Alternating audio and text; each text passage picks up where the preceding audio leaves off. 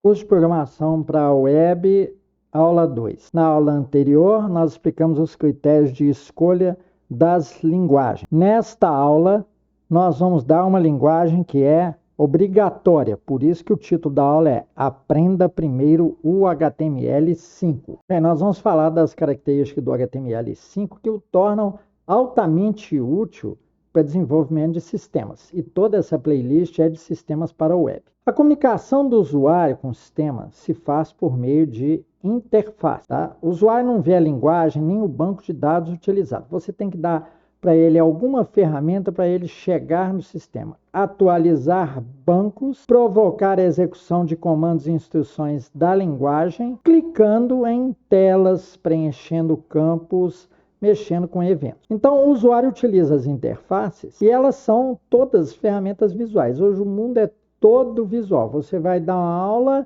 o cara quer ver um vídeo, ele não quer entrar num blog e ler alguma coisa. Ninguém mais leva livro para o ônibus, ninguém mais leva livro para o banheiro para ficar lendo enquanto está lá fazendo o 2, né? Então, neste aspecto, o visual, o HTML5 é a melhor linguagem a se utilizar.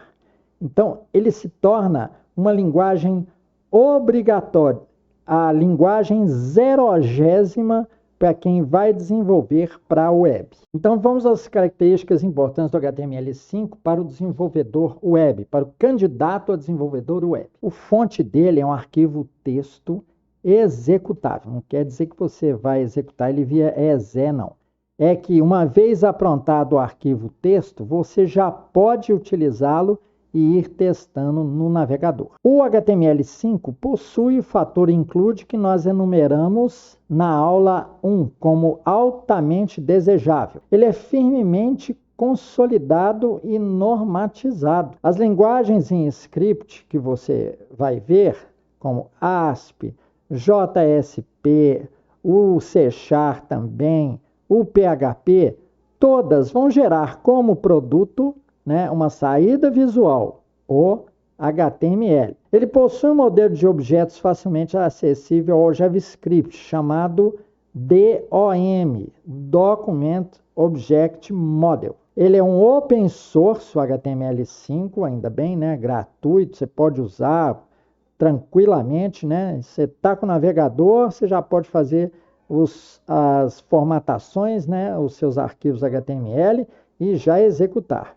Só que ele tem regulação, tem norma. Ele não fica sujeito ao que aconteceu, né, com linguagem de programação, que teve esse boom surgiu um monte de linguagens, surgiu um monte de frameworks, um monte de linguagens de scripts. Então ele é open source, mas tem regulação. Ele tem um grande volume de documentação. Isto foi enumerado nos pré-requisitos na aula 1.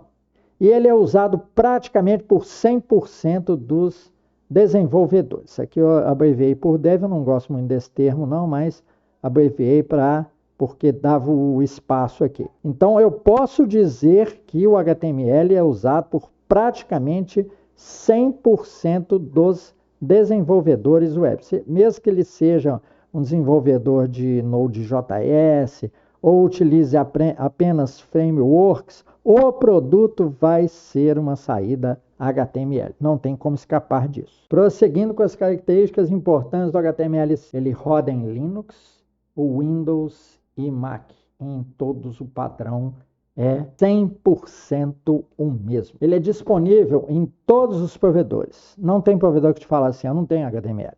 Não existe isso. Ele pode ser formatado via folhas de estilo CSS3. Ele separou bem a exibição, layouts de formatação, cores, tamanhos, textura, gradientes, tudo isso que vocês conhecem, tá? Larguras, comprimentos e não sei mais o que. Ele é contemplado por todas as IDEs. Você pega qualquer editorzinho, ele tem plugin para HTML5. Ele é facílimo de aprender, por isso que tem que ser o primeiro, né?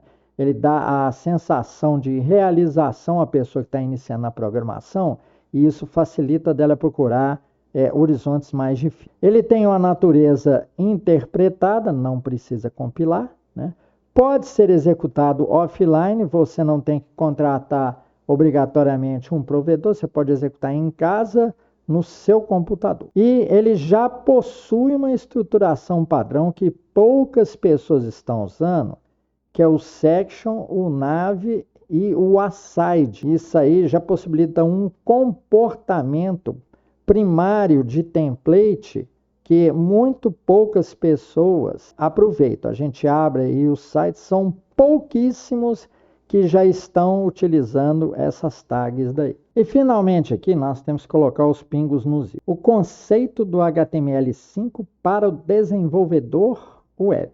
Desenvolvedor pode ser o programador ou o formatador de saída. Não se diz que o desenvolvedor é necessariamente um programador HTML5, e sim um formatador. Você pode passar a vida inteira apenas fazendo layout. Aí você fala assim, mas se precisar de uma leitura de banco de dados, você entrega ao programador de scripts e ele, baseado naquela template, vai saber quais atributos que ele vai ter que gerar a mais, além da leitura de dados, para que a sua saída possa ser feita com eficácia. O HTML5 também não tem comandos nem instruções, por isso que você não chama o formatador de HTML5 de programador.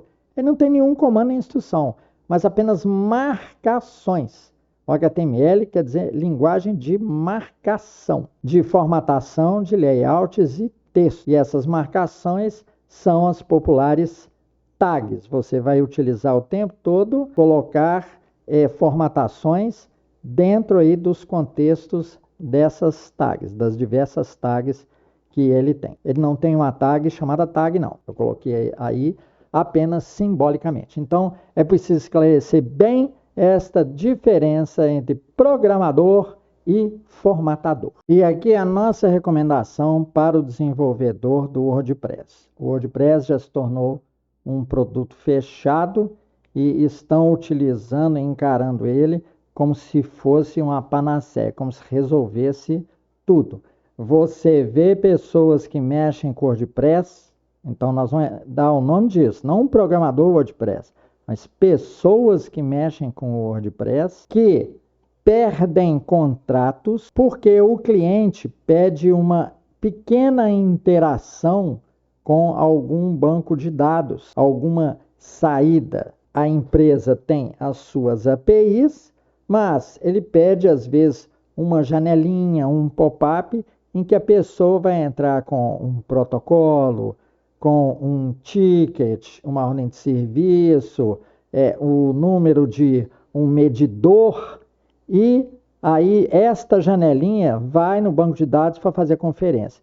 Então, por não saber fazer, às vezes, essa janelinha, que é um simples window open do JavaScript, pessoas que, ou seja, mexedores de WordPress, perdem contratos, às vezes, de 50, 100 mil reais, tá? Porque ele fala, não, eu sei apenas formatar no WordPress. Então, é importante para o desenvolvedor WordPress, aqui tratamos com respeito, né? Saber, aprender HTML. É uma exigência que o desenvolvedor WordPress saiba HTML. Porque muitos falam assim, não, eu não sei mexer nada lá dentro.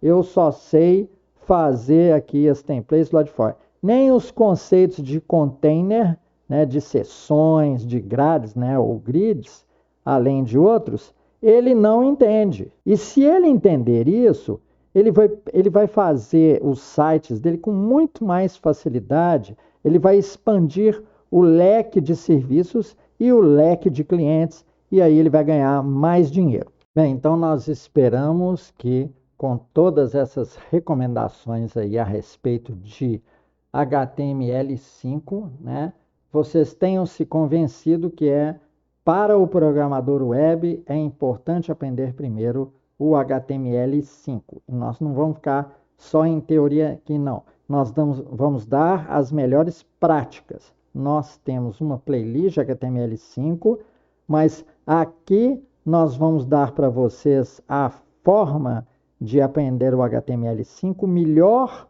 roteiro, né, já que vocês têm uma playlist cheia de exemplos de HTML5. Aqui nós vamos fazer voltado para um programador web que quer misturar aqui as coisas, né, quer ser um full stack, misturar esse conhecimento de HTML com linguagens script, com frameworks e também aprender bancos de dados. Então, não percam a playlist aqui de Programando para a Web. Muito obrigado por sua atenção e paciência. Esse é o fim da aula 2.